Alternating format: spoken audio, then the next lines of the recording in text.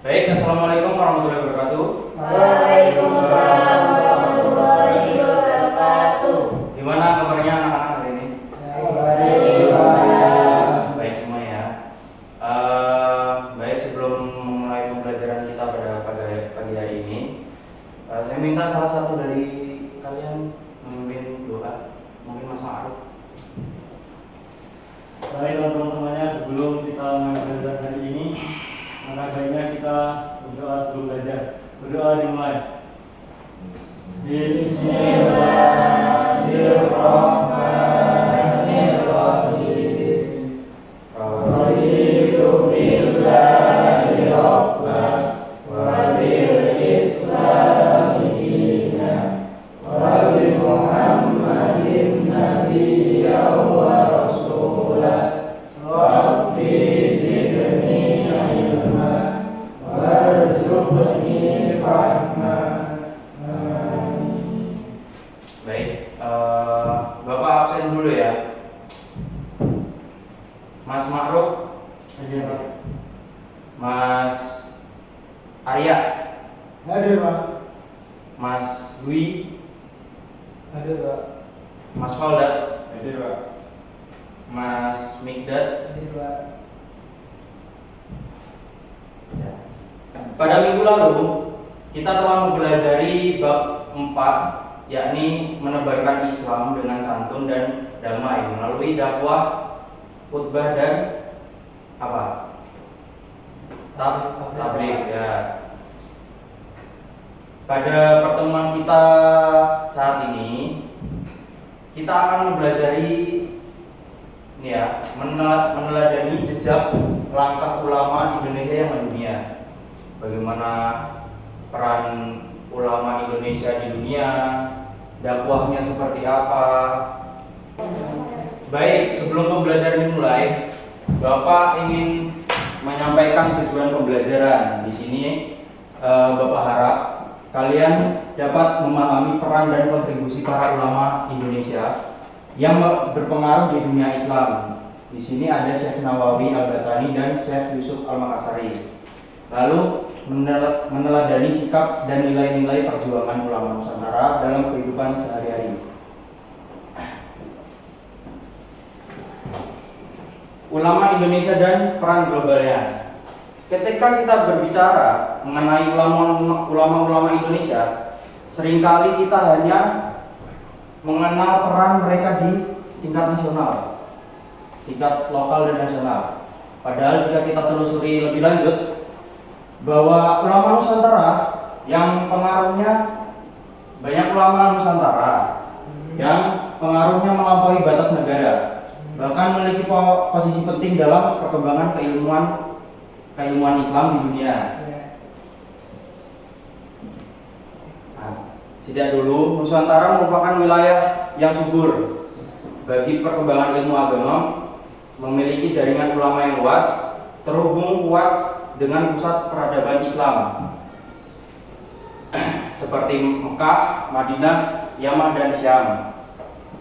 Para ulama Indonesia memiliki kemampuan, di sini kemampuan bahasa Arab yang tinggi dan karya-karya mereka yang mudah dipahami oleh banyak kalangan. Nah, dari faktor-faktor tersebut, tidak heran jika bahwa ulama Indonesia dikenal dan dihormati hingga Timur Tengah, Asia Selatan, lalu Asia Tenggara dan Afrika. Selanjutnya, ya, ada yang tahu kedua tokoh ini? Tidak Pak. Ya, tokoh tadi ya yang Bapak sebutin di awal, yakni Syekh Nawawi Al-Batani yang sebelah kanan ini ya. Lalu yang sebelah kiri ini Syekh Yusuf Al-Makassari. Bapak akan menampilkan video singkat kedua tokoh ini ya.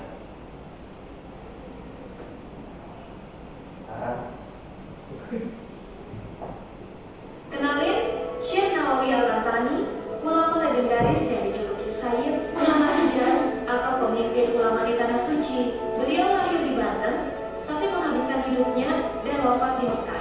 Selama hidupnya, beliau menulis lebih dari 100 kitab kuning yang jadi rujukan utama pesantren di seluruh Asia Tenggara. Sebuah bukti nyata bahwa putra Indonesia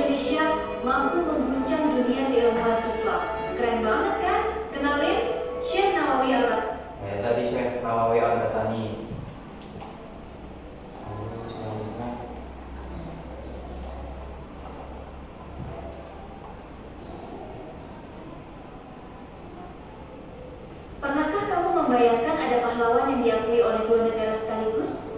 Kenalkan, Syekh Yusuf Al-Makassari. Ulama asal Makassar ini bukan cuma penasihat Kesultanan Banten yang gigih melawan FOM. Setelah ditangkap, beliau dibuang ke Sri Lanka dan juga ke Cape Town, Afrika Selatan. Di pengasingan, semangatnya tak pernah padam.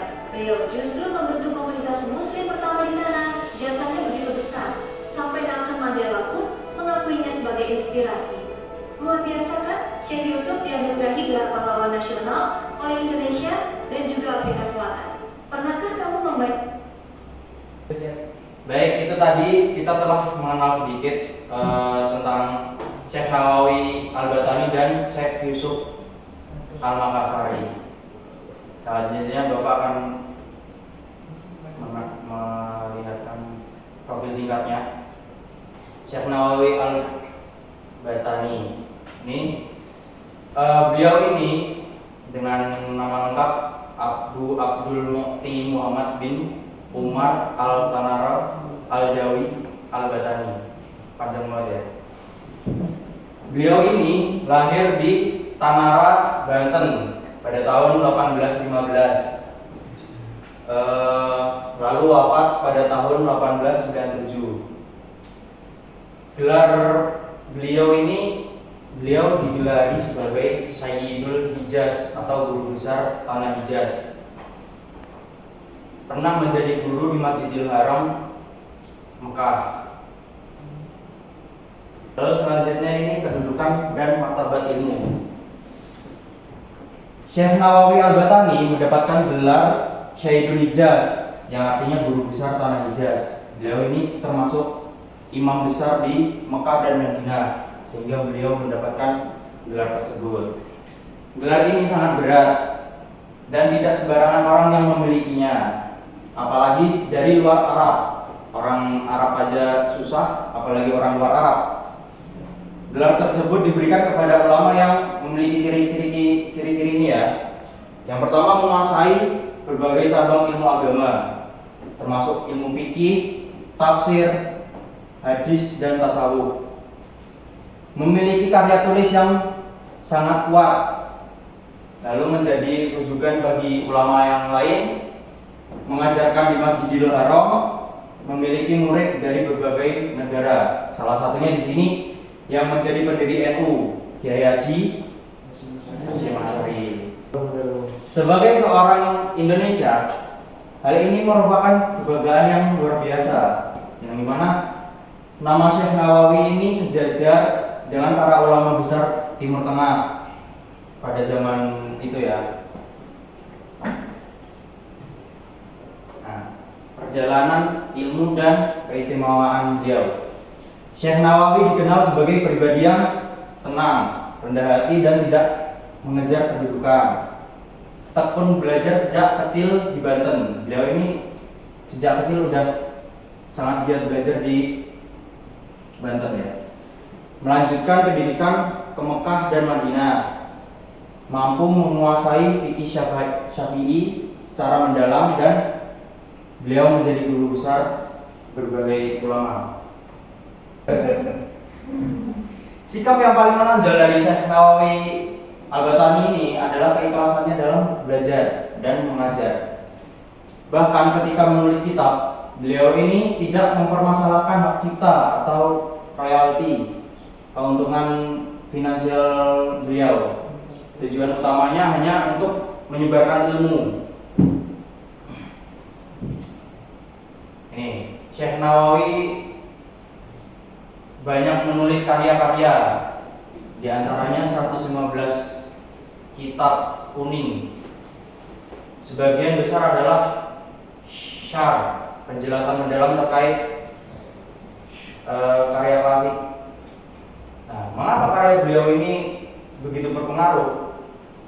Di sini karya beliau ini ditulis dengan bahasa yang mudah dipahami oleh orang. Lalu karya beliau juga dijelaskan dengan contoh-contoh yang dekat dengan masyarakat. Sangat sistematis dan mengikuti metode ulama besar, sesuai dengan kebutuhan santri atau mahasiswa agama.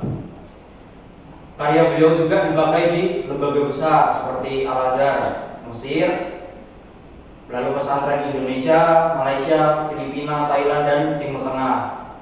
Karya beliau yang paling terkenal ini ada Nasyaiul Iqbad misalnya.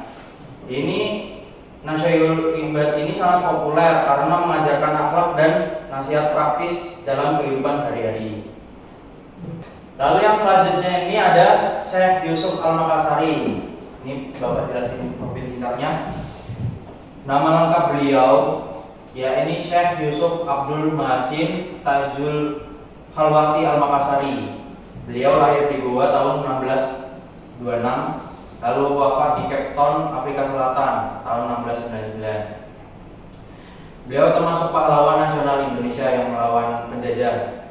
Gelar dari rakyat Sulawesi Selatan oleh beliau ini diberikan dengan nama Tuanta Salamaka Goa, yang artinya Tuhan kami yang membawa berkah dan keselamatan di Goa.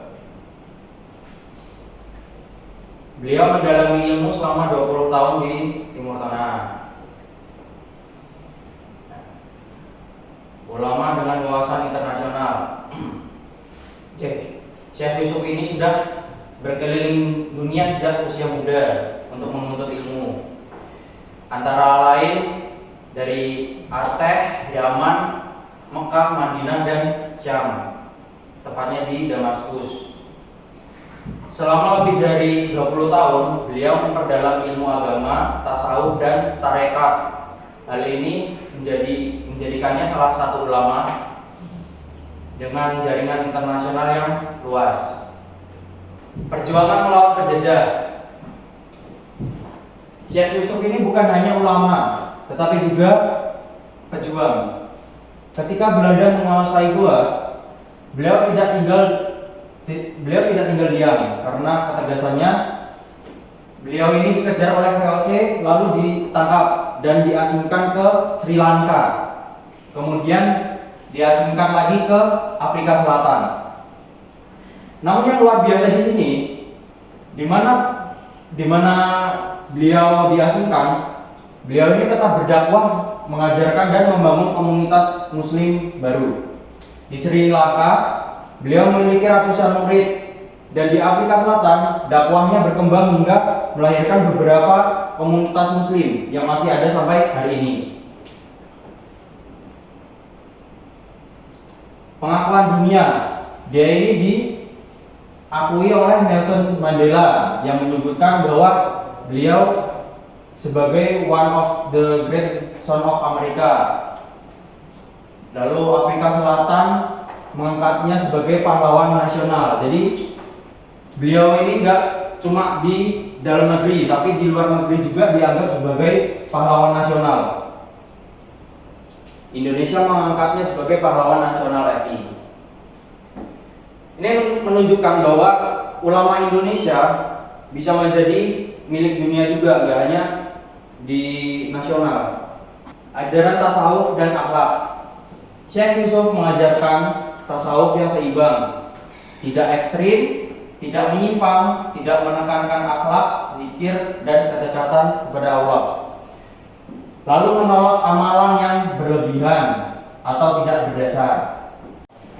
Dalam kitabnya Khaifiyat Al-Zikir, beliau menjelaskan adab-adab dalam berzikir. Misalnya taubat sebelum berzikir, lalu yang kedua wudu, menjaga lisan, fokus hati, dan memohon hanya kepada Allah.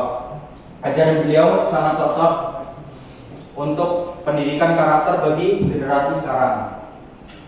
Baik, Bapak akan membagi kalian menjadi dua kelompok. Bagian depan kelompok 1, bagian belakang kelompok 2 ya. Bapak minta kalian untuk mencari poin-poin teladan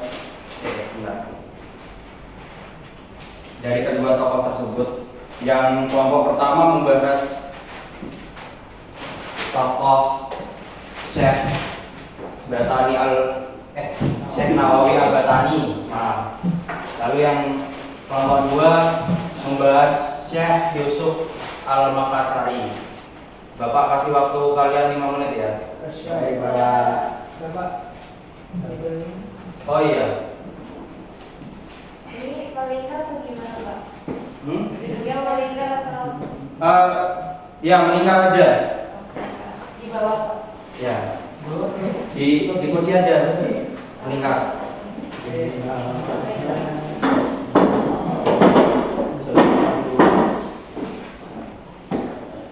Diskusikan terkait poin-poin teladan dari kedua tokoh ya.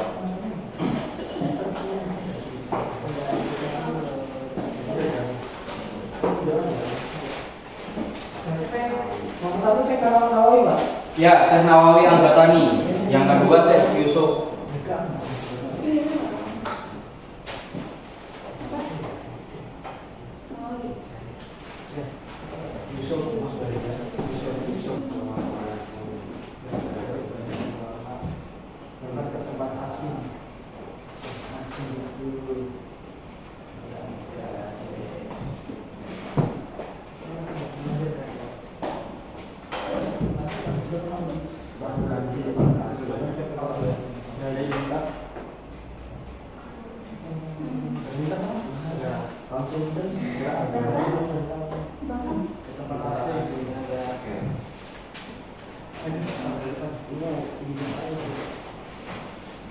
Berpikir global.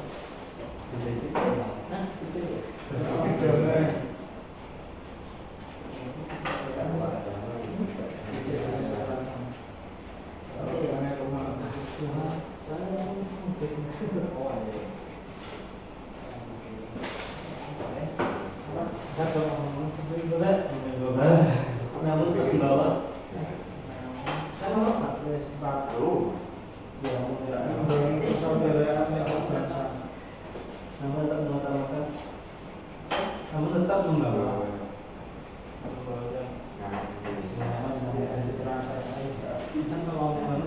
lintas bangsa. Membangun persaudaraan lintas bangsa. Bintang kan? Lintas.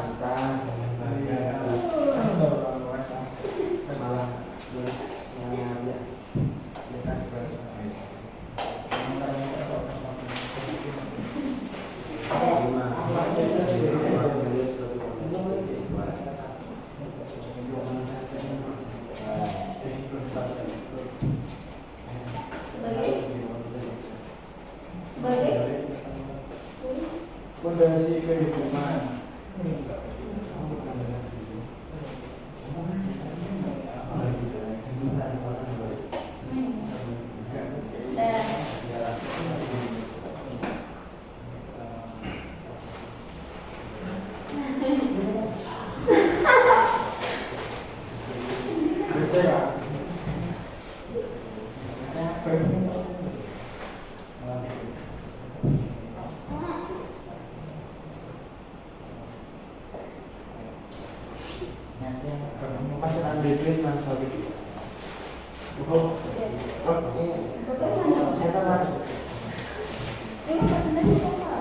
Gimana udah selesai? Coba lagi. Belum. Lagi.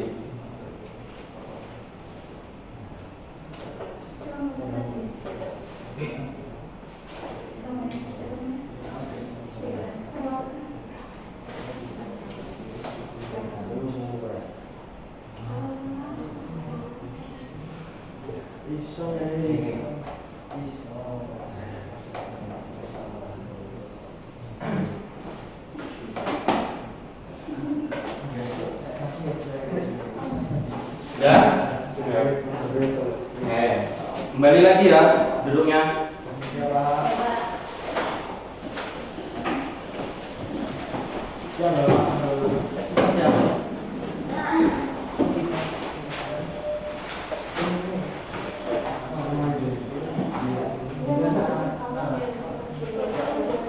Oke, Bapak minta salah satu dari kelompok ya, yang dua orang, yang satu pegang kertasnya. Buat presentasi di depan ya. Kelompok berapa dulu, Pak? Kelompok satu dulu, satu dulu aja. Ayo mas, Ayo mas. Mas Migdat. Terus kemudian Teladan saya Sini aja mas. Baik, itulah langsung aja. Baik, di sini kita akan presentasikan tugas ini teladanan Syekh Nawawi Al-Ghartani. Yang pertama, istiqomah belajar meski menghadapi kesulitan. Kemudian tidak memilih guru, belajar dari banyak ulama dari lintas negara. 3.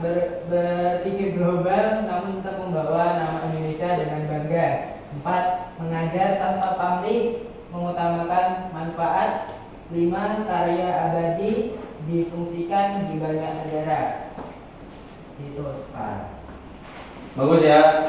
Jadi istiqomah belajar meski menghadapi kesulitan.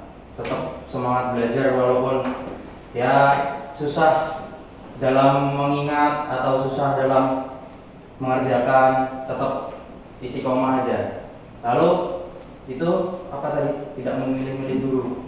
Ya, sebenarnya nggak cuma dari belajar dari ulama aja ya, belajar dari orang lain juga bisa, dari teman kita bisa.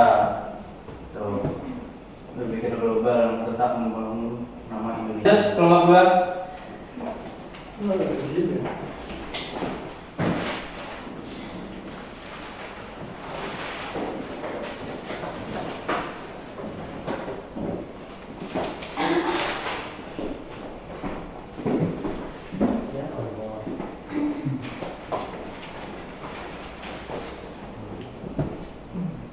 Oke, di sini saya akan mempresentasikan yaitu hasil diskusi dari kelompok kami kelompok 2, yaitu yang dari Syekh Yusuf. Yang pertama yaitu tidak mudah menyerah meski dipenjara dan diasingkan. Dan yang kedua yaitu ilmu dibawa kemanapun pergi, bahkan ke tempat asing pun. Dan yang ketiga itu berdakwah damai, tidak dengan kekerasan. Yang keempat, membangun persaudaraan lintas bangsa. Yang kelima, akhlak mulia sebagai fondasi kehidupan. Mungkin cukup sekian.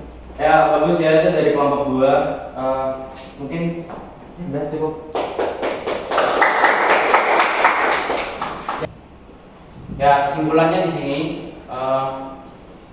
Indonesia kaya akan ulama dunia. Ulama Indonesia ini telah memberi warna bagi dunia Islam melalui ilmu, akhlak dan perjuangannya. Syekh Nawawi Al-Ghartani sebagai tokoh keilmuan global dan Syekh Yusuf Al-Makassari ini sebagai tokoh dakwah dunia. Mereka adalah bukti bahwa Indonesia bukan hanya kaya budaya dan sumber daya alamnya, tetapi juga kaya dalam kontribusi intelektual dan spiritual.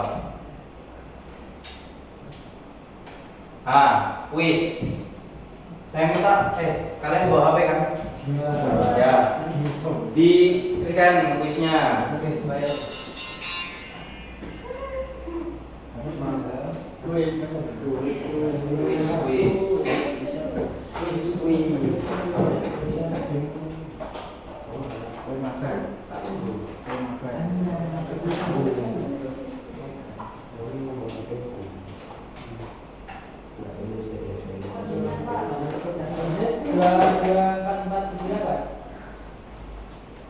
Bentar Pak, belum scan Pak. Di scan dulu ya. Ini ada kodenya kan Pak? Ya ada. Kodenya Nah. langsung masuk aja ya. Kok langsung ada kodenya? Udah ada kodenya. Ya udah. Oh beda Pak, beda Pak. Beda. Beda kodenya Pak. Ganti aja ini kodenya.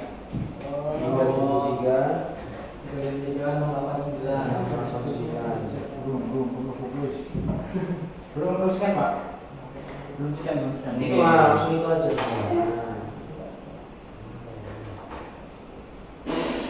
Jangan namanya. Jangan ya. Kembali buka. Namanya jangan yang aneh-aneh ya. Nama normal. Nama kalian sendiri. Apa iPhone ya bro? Nah, Fikra sudah masuk. Alvin, Valda, Makruf, Mikda.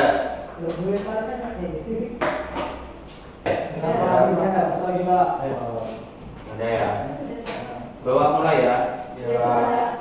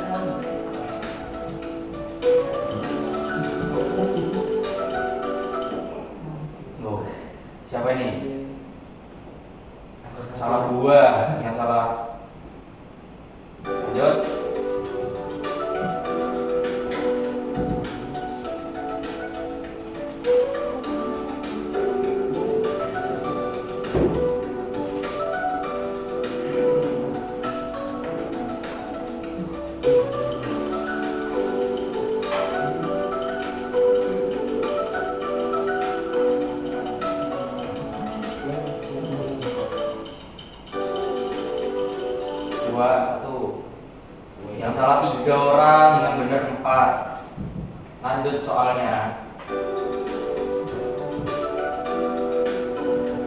Karya tafsir terkenal.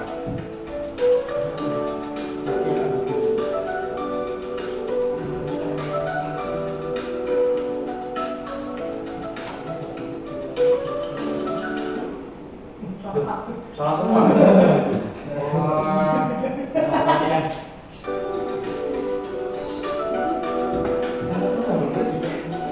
Yang menjadi alasan Belanda mengasingkan Syekh Yusuf.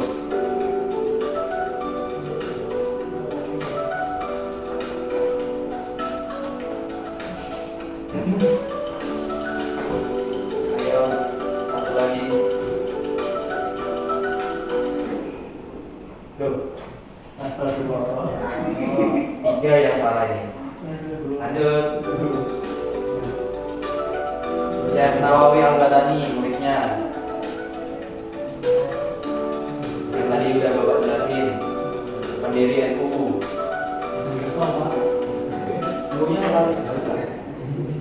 Tuh, siapa yang salah di dua nih? Terlalu mengerti banget. Kurang memperhatikan berarti ya. Iya. Salah satu alasan karya Syekh Nawawi tersebar di dunia.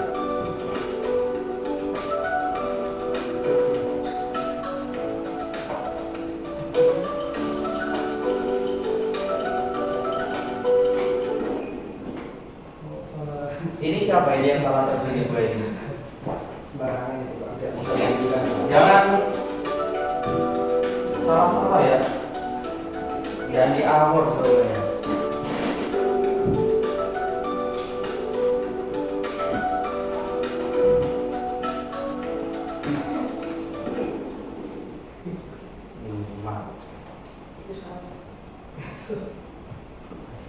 Lanjut lagi ya. Makasih telah berdakwah sehingga yo yang tadi Bapak jelaskan.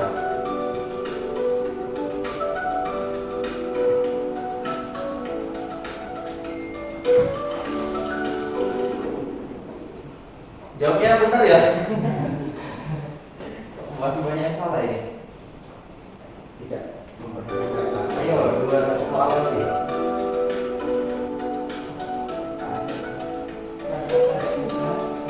Ayo, di mana lahir di mana? Salah satu ini siapa ini?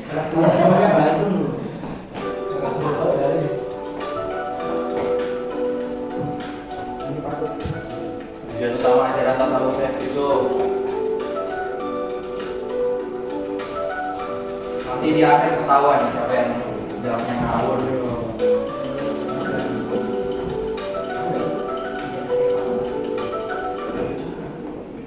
Salah 2 lagi nih, siapa ini? Nah, kita lihat ya. Yang banyak salahnya ini siapa ini? Wah, itu loh.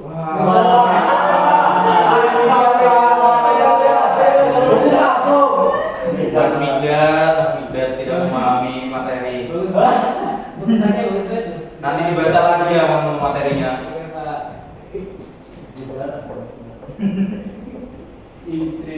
Mungkin itu saja ya materi terkait hari ini. Minggu depan kita akan membahas 2 tokoh lagi, yakni Abdus Samad dan Nuruddin bin Ali Ar-Raniri. Mungkin itu saja. Kita tutup dengan hamdalah dan doa kafaratul majelis. Alhamdulillah.